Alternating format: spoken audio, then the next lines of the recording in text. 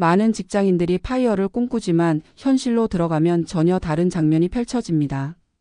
특히 40대의 조기 은퇴를 선택한 사람들 사이에서는 예상치 못한 후폭풍이 반복되고 있습니다.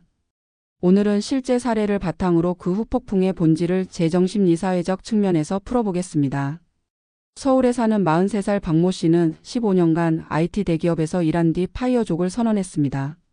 월 200만 원대 생활비가 가능하다는 계산이 섰고 배당과 임대소득으로 매달 320만 원이 들어오는 구조라면 충분하다고 생각했습니다. 그는 시간은 돈보다 귀하다는 신념으로 1년간 준비 끝에 퇴사 버튼을 눌렀습니다. 퇴사 첫 달 모든 것이 완벽했습니다. 아침에 늦잠을 자고 산책을 하고 카페에서 책을 읽는 삶이 이어졌습니다. 박 씨는 지인들에게 왜 다들 이걸 안 할까라는 말까지 했습니다. 하지만 2달이 지나자 예상하지 못한 변화가 찾아왔습니다.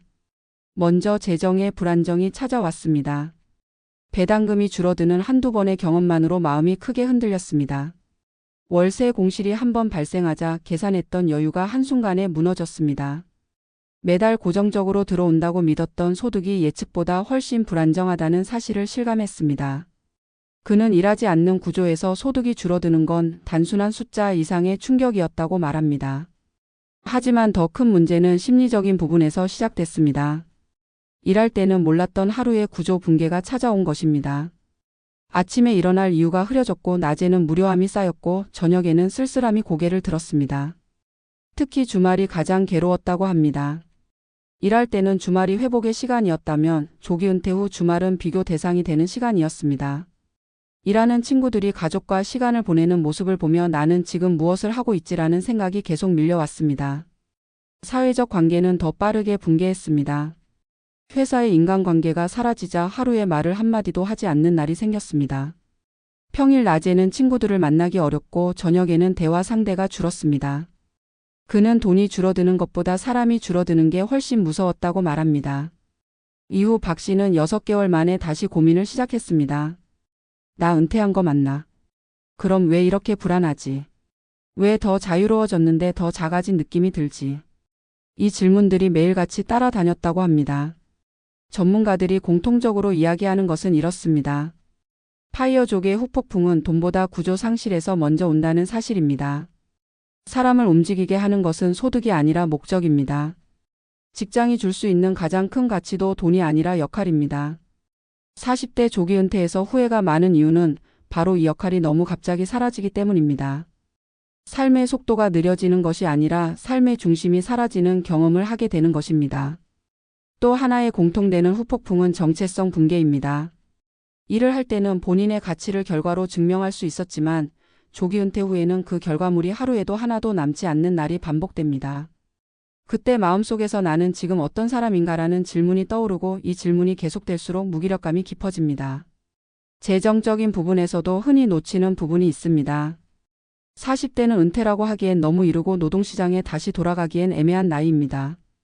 다시 일하고 싶어도 이전 연봉을 기대하기 어렵고 경력의 공백이 이미 생겼기 때문에 원하는 형태의 일자리를 찾기 쉽지 않습니다.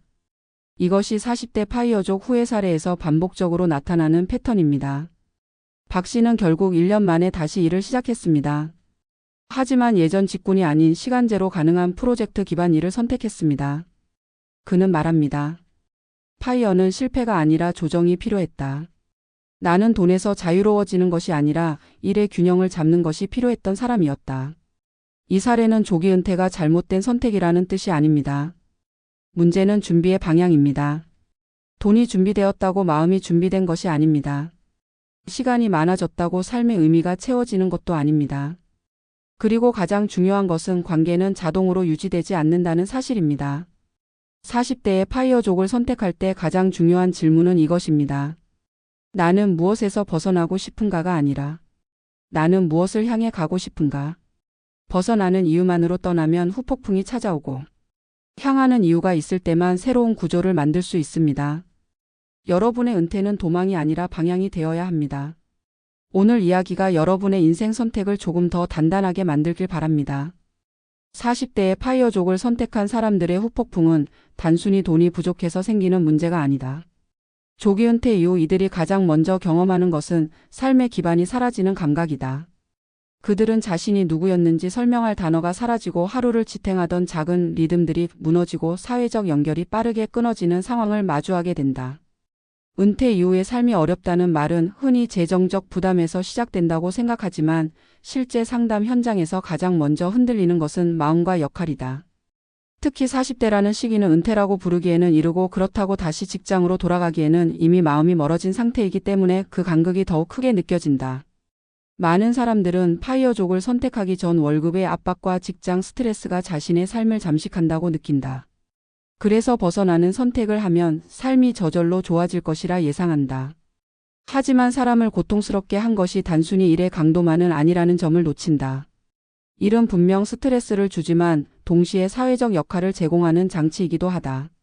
자신이 어디에 속해 있는지 확인할 수 있는 거울이며 누군가 나를 필요로 한다는 감각을 제공하는 구조기도 하다. 이 구조가 단번에 사라지면 그 자리에 남는 것은 공백뿐이다. 이 공백은 시간을 많이 가진 사람이 오히려 더 크게 느낀다. 하루가 길어지지만 채울 수 있는 의미는 오히려 더 줄어드는 역설이 발생한다. 실제 사례에서도 이 현상은 반복된다. 40대 중반에 조기 은퇴를 선언한 사람들에게 가장 많이 나타나는 심리적 변화는 자존감의 흔들림이다. 직장을 다닐 때는 자신의 능력과 가치를 시장에서 검증받을 수 있었고 그 검증의 결과가 월급으로 돌아왔다. 하지만 파이어를 선택한 이후에는 자신을 증명할 장치가 사라진다. 하루 동안 내가 무엇을 했는지 기록하지 않으면 아무것도 남지 않는 하루가 반복된다. 이때 스스로에게 묻게 된다. 나는 지금 어떤 사람인가? 무엇을 하는 사람인가? 무엇으로 불리고 싶은가? 이 질문에 답할 수 없을 때 사람은 불안해지고 그 불안은 타인을 멀어지게 만들고 타인을 멀리할수록 혼자 있는 시간이 늘어나며 다시 자존감이 떨어지는 순환에 빠진다. 이 순환은 단순한 우울과는 다른 성격을 갖는다. 은퇴 이후에 느끼는 감정의 중심에는 자아의 공백이 자리하고 있기 때문이다. 재정적인 부분에서도 현실은 이상과 다르다. 파이어를 꿈꾸는 많은 40대는 계산표를 만들 때 지출을 최소화한 생활비를 기준으로 삼는다. 하지만 실제 은퇴 후의 소비는 줄어들지 않는다. 오히려 시간이 많아지면서 생활비가 늘어나는 경우가 많다. 특히 혼자 보내는 시간이 길어질수록 충동 소비가 늘고 자신을 위로하기 위한 작은 지출들이 반복되면서 생활비는 예상보다 빠르게 증가한다. 배당이나 임대 수익 등으로 계획했던 소득은 변동성이 크고 예기치 못한 시장 변동이나 공실 한 번으로도 심리적 압박이 크게 다가온다. 자신이 일하지 않는 상태에서 돈이 줄어드는 경험은 숫자의 변화보다 더 큰 위기감을 준다. 그 위기감은 다시 미래에 대한 불안을 키우고 불안은 마음의 여유를 줄이며 결국 은퇴 후 삶의 질은 하락하게 된다. 사회적 관계의 축소는 더욱 빠르게 일어난다. 직장이라는 공간은 단순히 노동을 제공하는 장소가 아니라 사회적 만남이 이루어지는 장치다. 매일 누구와도 자연스럽게 말을 섞고 익숙한 얼굴을 마주치고 일상적인 대화를 나누는 경험이 쌓인다. 이 경험들이 사라지면 사람은 마음속에서 고립감을 느끼기 시작한다.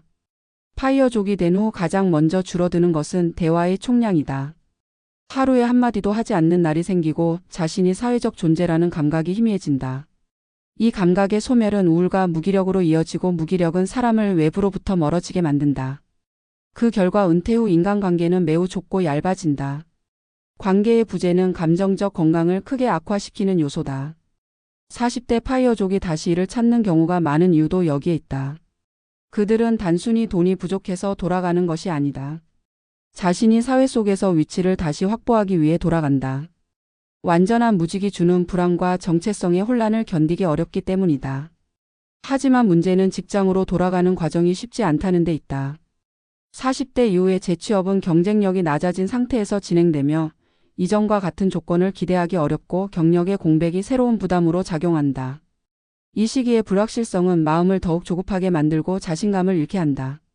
파이어를 선택한 것 자체가 실패는 아니지만 계획했던 삶이 그대로 펼쳐지지 않는 순간 사람은 스스로를 탓하는 경향이 강해진다. 이 자책은 은퇴 후 흔히 나타나는 심리적 위험 요소다. 그렇다면 무엇이 필요한가? 조기 은퇴를 선택하기 전 사람들이 반드시 고려해야 할 것은 돈의 충분함이 아니라 시간의 구조다. 하루의 리듬을 어떻게 만들 것인지, 자신을 사회적 존재로 유지하기 위해 어떠한 활동을 지속할 것인지, 정체성을 유지할 수 있는 취미나 의미 있는 일이 있는지, 그리고 관계를 지탱할 수 있는 연결망을 어떻게 만들 것인지가 핵심이다. 돈은 삶의 기반을 지탱하는 도구일 뿐이고 삶의 의미를 만드는 요소는 아니다. 의미는 관계에서 오고 역할에서 오고 자신을 향한 존중에서 온다. 이 세 가지가 준비되지 않으면 조기 은퇴 이후 삶은 공허와 불안으로 채워질 수밖에 없다. 은퇴를 성공적으로 이어가는 사람들의 공통점은 반드시 새로운 역할을 찾는다는 데 있다. 그 역할이 꼭 경제적 보상을 가져오지 않아도 된다. 자원봉사든 지역활동이든 작은 모임이든 프로젝트 형태의 일거리든 자신을 세상과 연결하는 고리가 존재하면 사람은 안정감을 느낀다. 사람은 누군가에게 필요한 존재일 때 삶의 의미를 찾고 자신이 하는 행위가 세상에 작은 기여가 될 때 자존감이 올라가며 이 자존감이 은퇴 후 삶의 질을 결정짓는 핵심 요소가 된다. 결국 40대 파이어족이 겪는 후폭풍의 본질은 돈의 문제가 아니라 방향의 문제다. 벗어나기 위해 선택한 은퇴는 불안으로 이어지고 향하기 위해 선택한 은퇴는 안정으로 이어진다. 떠나는 이유만으로 삶을 설계하면 흔들리고 가고 싶은 방향을 중심으로 삶을 설계하면 단단해진다. 조기 은퇴는 결코 잘못된 선택이 아니다. 다만 돈이 준비되었다는 이유만으로 떠나는 것은 위험하다.